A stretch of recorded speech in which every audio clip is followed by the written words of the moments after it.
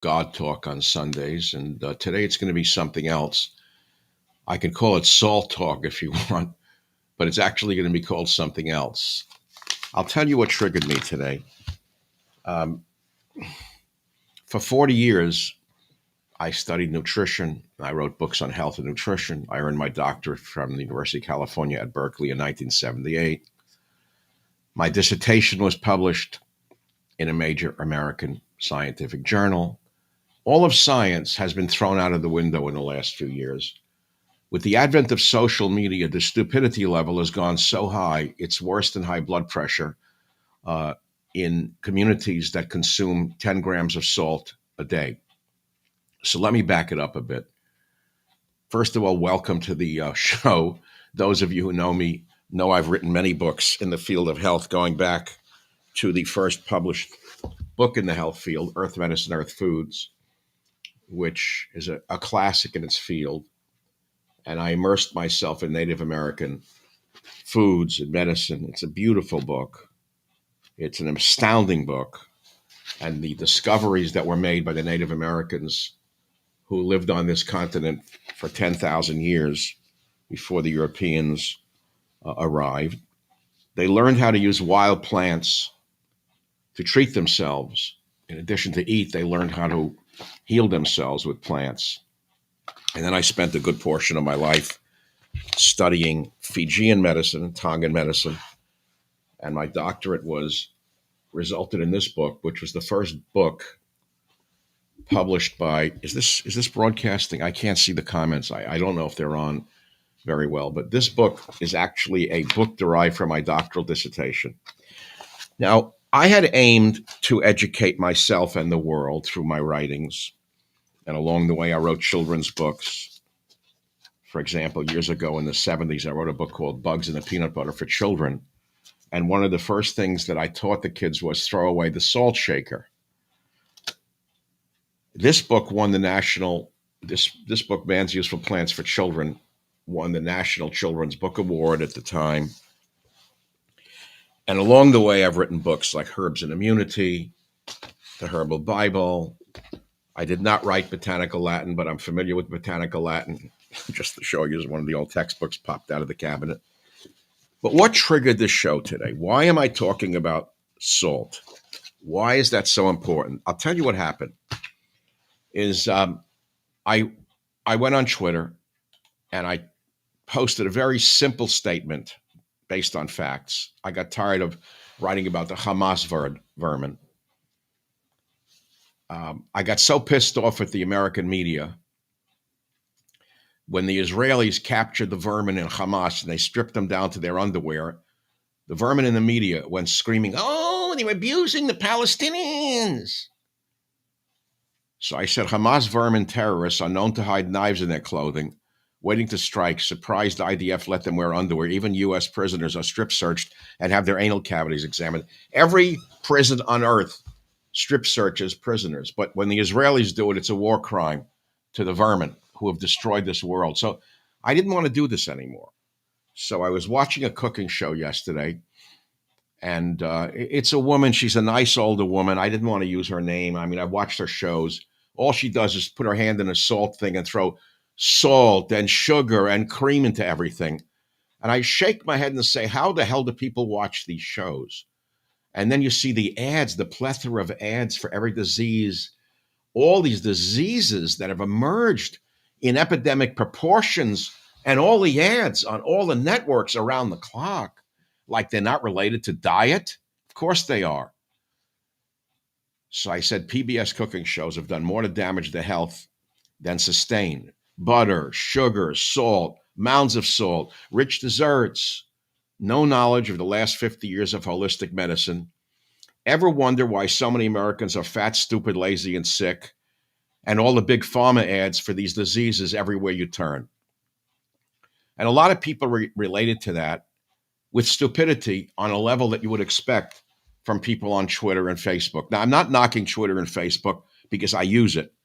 But by and large, the problem with social media is that if Albert Einstein were alive today and he were to discuss the theory of relativity, some moron who never went to community college, maybe didn't even graduate high school, would tell him he disagrees with his theory of relativity and can prove that Einstein is wrong.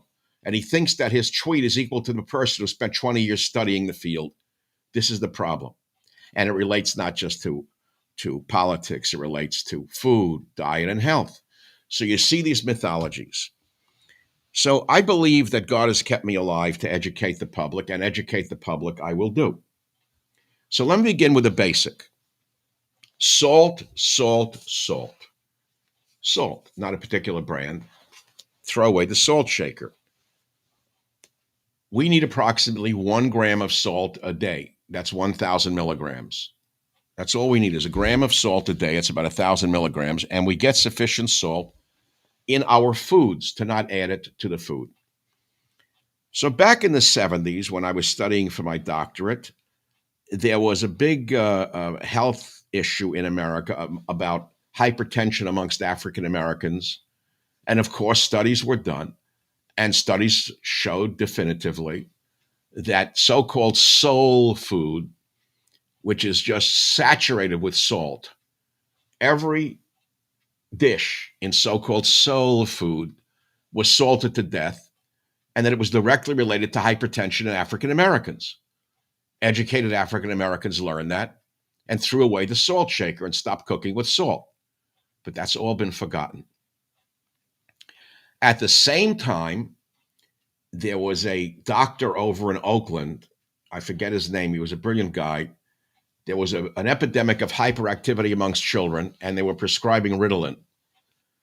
And he discovered that high sugar produces hyperactivity in children. He proved it definitively.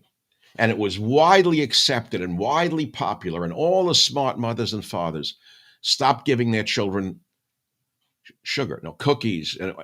So you go now in the mornings and you see the mothers giving the kids a cup of coffee and a pastry in the morning in a cafe before they take them to school. And then giving little Jilly or little Johnny a pill to take, whatever they're using for hyperactivity now, without any thought that there is a relationship between high sugar intake and hyperactivity in children. It's well established. I forget the doctor's name. I wish I could remember it. Somebody will know who it is. It's another study that was revolutionary in its time, helped lots of people, and it was buried by Big Pharma. The salt studies buried by Big Pharma. The sugar studies buried by Big Pharma. So now we have the obsession with cholesterol, which has almost nothing to do, cholesterol in foods, nothing to do with heart disease. I learned that back in the 70s when working for my degree that it was not cholesterol, it was saturated fats that were related to atherosclerosis, hardening of the arteries. I was obsessed with the topic because I come from a family where men died very young from heart disease. It's still the number one killer in America. And the Framingham study still stands out as one of the greatest studies on the subject. There still shows a relationship between high intake of saturated fat, cream, butter, high-fat dairy, and atherosclerosis. It's a well-known fact in science. But you won't hear anything about it because the very same people who run these ads on all of these news networks do not have doctors on who even talk about this anymore. So I felt I was obliged to discuss these topics so that maybe some intelligence will seep out to the mainstream public. And then I started to ask myself before I did this today, and I think I only have 15 minutes on Restream. I'm almost at the end here before they cut me off. I've done 9 minutes and 8 seconds. I have about another 5 minutes. So I said, still shocked by the level of ignorance about diet, nutrition, and health here on X. Uneducated opinions refuse to accept mounds of scientific evidence even about relationship between sodium and hypertension. Makes me wonder about the level of political ignorance here. And that cuts both ways. Political ignorance here. Political ignorance is epidemic on social media. Now, if I go to the liberal side of ignorance, I would show this picture, which I have carried with me for ages. And this picture is perhaps the most telling picture about what happens when guns are seized in a nation. What you see here are little boy soldiers in Phnom Penh, Cambodia, shortly after the communists took over Cambodia. And the story says, disarming a city. After the fall of Phnom Penh, Khmer Rouge soldiers stationed at a crossroad collect and pile up guns of the city's residents. Shortly after all the guns were seized, the people were rounded up, and all the dissidents were put into labor camps and then killed. Mounds of skulls were later found in Cambodia from your friends in the equivalent of the Democrat Socialist Party USA. This is a young BLM member. This is like a young BLM member, only he became a soldier in Pol Pot's army. Just as the BLM people could be deputized by a dictator in this country under Biden or someone like Biden or someone after Biden on the Democrat side, maybe Elizabeth Warren. Bernie Sanders would do it in America 100%. He'd use boy soldiers like this to disarm America and then throw them into concentration camps, work camps, and death camps. Mark my words. This is what I mean by political stupidity. So if you get political stupidity, or people will say, take away the guns and there'll be peace in America, and then you get people who don't know anything about nutrition on the other side, it makes you wonder as an educated person what you could do to save the level of intelligence. And so that is why I decided to do a YouTube just now on this subject. In fact, I'm going to go on X right now, and it's on X right now as I'm talking. I see that it's coming up. That's very good. So it is on X. It's live on X. This is fun. I'm going to turn this off so the light goes off me. I love modern media. You know, it's something that's hard to conquer if you're an older guy, if you just started. Luckily, I started on X in 2009, and I've increased my skills enormously. I'm certainly not up to the level of an 11-year-old. I get it. But I now have found with this program that I can broadcast simultaneously on YouTube and Twitter. And eventually it'll be on other channels as well. So to review, going back to something simple. You need about 1 gram of salt a day. There's a caveat to that. Unless you're working in a hot climate in a cane field or picking crops, you'll need more salt because you are sweating it out. Okay, but the average American needs about 1,000 milligrams a day, and you're getting about 10,000 milligrams a day from the foods that you are eating, which are processed. Forget about restaurant foods. I almost had a stroke the other day from food I ate in a restaurant. I had gone to a doctor. How much time do I have to tell this story? 12:45. And I had an EKG, just a checkup. It turned out to be fine because I wanted to check something up. But seeing the wires coming out of my legs and arms freaked me out again. It reminded me of my father's early death and my health issues, and reminds you of your mortality. And I walked out of the doctor's office in the sunlight, and I stood in the sun, and I thank God for the breath he has given me and the life he has given me.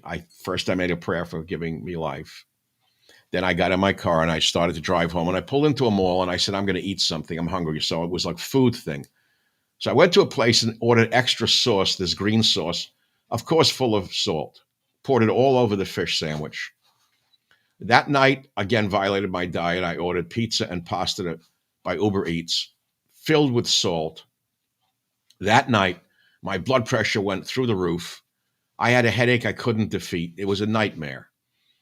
And so I said, Michael, why don't you practice your own medicine? I had forgotten my own teachings.